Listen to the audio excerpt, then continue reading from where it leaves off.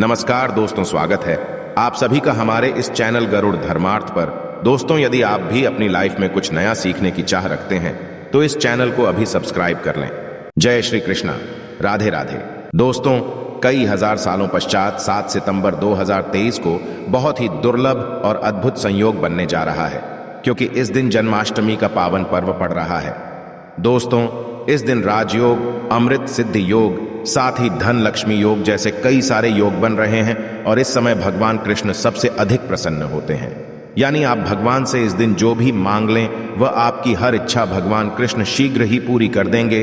वही दोस्तों, कृष्ण भगवान को प्रसन्न करने के लिए जन्माष्टमी पर कुछ खास उपाय जरूर करने चाहिए, जो कि आपकी किस्मत बदल सकते हैं और आपको मालामाल बना सकते हैं। दोस्तों, यदि आप भी अपने जीवन में भगवान कृष्ण की कृपा पाना चाहते हैं तो इस वीडियो को लाइक करके कमेंट में जय श्री कृष्ण राधे राधे लिखना ना भूलें।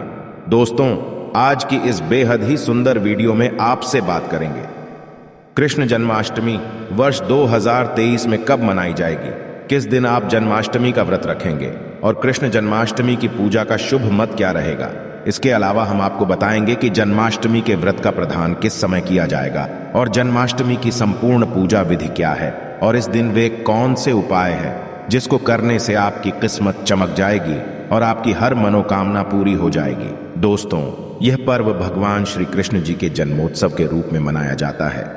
भगवान श्री कृष्ण का भादो मास के कृष्ण पक्ष की अष्टमी तिथि को रोहिणी नक्षत्र में हुआ था और उनके जन्म के दिन को आज भी काफी धूमधाम से मनाया जाता है। दोस्तों, जन्माष्टमी के दिन भगवान कृष्ण की आरती रात यानी 12 बजे की जाती है और घंटे घड़ियाल बजाकर उनके जन्म की खुशियां बांटी जाती है। दोस्तों, जन्माष्टमी का पर्व मथुरा और वृंदावन में बहुत ही धूमधाम से मनाया जाता है। खासकर मंदिरों और घरों में लोग बाल गोपाल के जन्म का उत्सव का आयोजन भी करते हैं और बाल गोपाल के लिए पालकी भी सजाते हैं।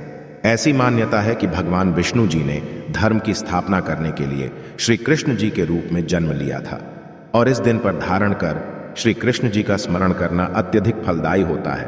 दोस्तों, शास्त्र में जन्माष्टमी के वक्त को वक्त का राजा भी कहा गया है। भविष्य पुराण में इसके संदर्भ में उल्लेख है कि जिस घर में यह व्रत किया जाता है वह अकाल मृत्यु, गर्भपात, दुर्भाग्य तथा कलह से पीड़ित नहीं होता है और जो भी इस व्रत को एक बार कर लेता है वह दुनिया के सभी सुखों को भोग कर विष्णु लोक में निवास करता है। दोस्तों, इस दिन लोग पूरा दिन भर उपवास रखते हैं। आपको बता दें कि जन्माष्टमी का व्रत अष्टमी तिथि से शुरू होता है और इस व्रत का पारण नवमी तिथि में ही करना चाहिए, तब इस वक्त का पूरा फल प्राप्त होता है। और जो लोग इस व्रत को रखें उन्हें सुन लें कि रात में हल्का व सात्विक भोजन करना चाहिए, साथ ही ब्रह्मचर्य का पालन करना चाहिए।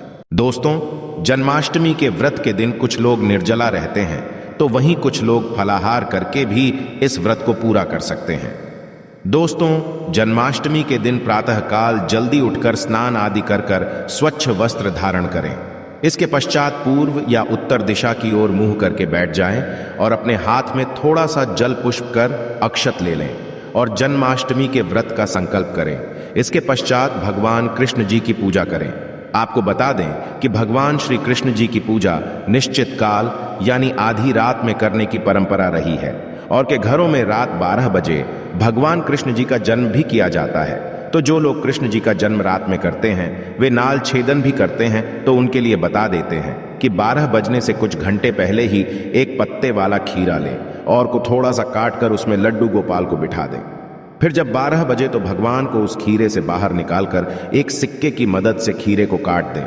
इसे नापच्छेदन कहा जाता है। इसके पश्चात उन्हें सबसे पहले शुद्ध जल से स्नान कराएं, फिर उन्हें पंचामृत दूध, दही, घी, शहद और शक्कर से स्नान कराएं।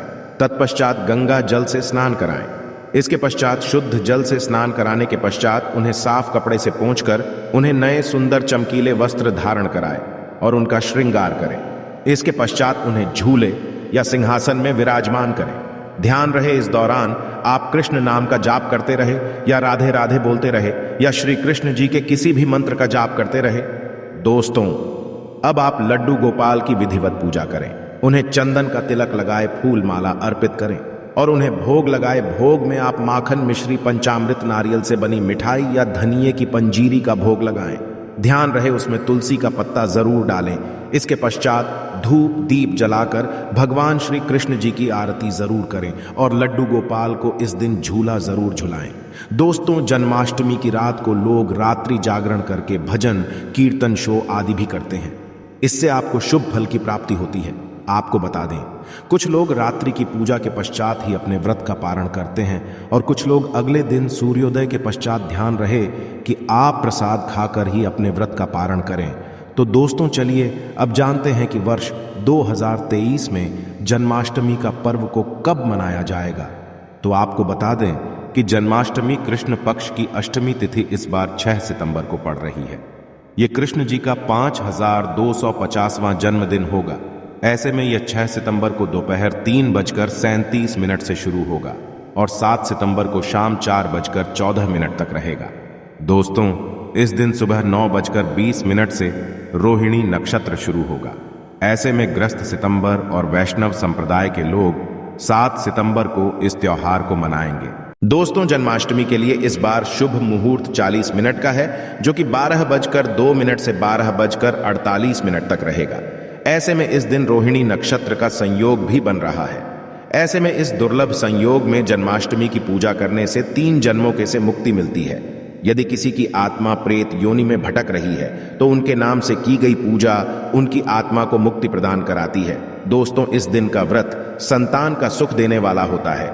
ऐसे में इस बार जन्माष्टमी का व्रत करना ना भूले। साथ ही जो इस व्रत को शुरू करना चाहते हैं, इस बार उनके लिए सबसे अच्छा मौका है भगवान श्री कृष्ण की कृपा पाने के लिए। ऐसे में फिर आप भी इस व्रत को शुरू कर सकते। तो दोस्तों, चलिए अब जानते हैं जन्माष्टमी के व्रत कथा, जिसको पढ़ने या सुनने मात्र से ही सभी लोगों के सारे पाप धुल जाते हैं और सभी मनोकामनाएं पूरी हो जाती हैं। दोस्तों, स्कंद पुराण के मुताबिक यदुवंश के राजा उग्रसेन का राज चलता था। उग्रसेन का सबसे बड़ा पुत्र कंस था, जिसकी चचेरी बहन देवकी थी। कंस अपने ही पिता को जेल में डालकर स्वयं राजा बनकर राज करने लगा। पर दूसरी ओर कश्यप ऋषि का जन्म राजा सुरसेन के पुत्र के रूप में वासुदेव का जन्म हुआ, जो कि आगे चलकर वासुदेव का विवाह देवकी से संपन्न हुआ और देवकी को विदा करने के दौरान एक आकाशवाणी होती है, हे कंस, आज जिस बहन को इतने प्यार से विदा कर रहा है, कल उसी का 8वां पुत्र तुम्हारी मौत का कारण बनेगा। ऐसा सुनते ही कंस देवकी को मारने के लिए हावी हो गया, पर सैनिकों और वासुदेव के वचनों ने ऐसा होने से बचा लिया। वासुदेव सत्यवादी थे। उन्होंने कंस को वचन दिया कि वह अपना 8वां पुत्र उसे सौंप देंगे। दोस्तों, वासुदेव जी की बात मानते हुए कंस ने उन दोनों को बंदी बनाने का निर्णय ले लिया और उनके पास पहरेदार लगा दिए। इसके पश्चात कंस ने देवकी के सारे संतानों को मारने का प्रण कर लिया। इस निश्चय के अनुसार देवकी के 7 संतान कंस द्वारा मारे गए।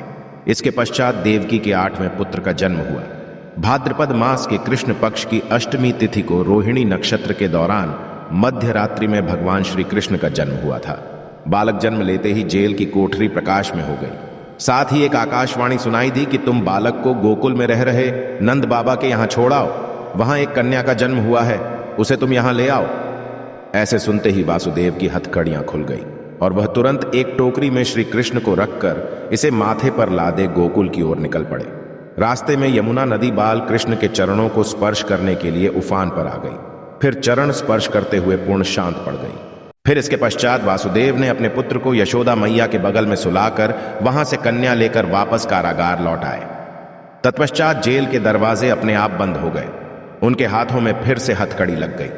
इसके पश्चात सारे पहरेदार भी उठ गए और कन्या के रोने की आवाज आने लगी। सूचना मिलते ही इन्हें कारागार से कन्या को लाया और उसे मारने की कोशिश की, लेकिन वह आकाश में उड़ गई और बोली, अरे मूर्ख, मुझे मारने से क्या होगा? तुझे मारने वाला पैदा हो चुका है। यह बात सुनकर कृष्ण का पता लगाकर उसे मारने का खूब प्रयास किया।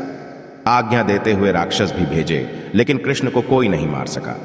अंत में श्री कृष्ण ने कंस का वध किया और उग्रसेन को पुनः राजा बना दिया गया। और इस प्रकार श्री कृष्ण जन्माष्टमी की व्रत कथा पूरी होती है। तो ऐसी मान्यता है कि जन्माष्टमी के दिन कहानी को पढ़ने या सुनने से सारे पाप धुल जाते हैं, जीवन की हर समस्या का समाधान मिलता है, साथ भगवान का आशीर्वाद भी सदैव बना रहता है।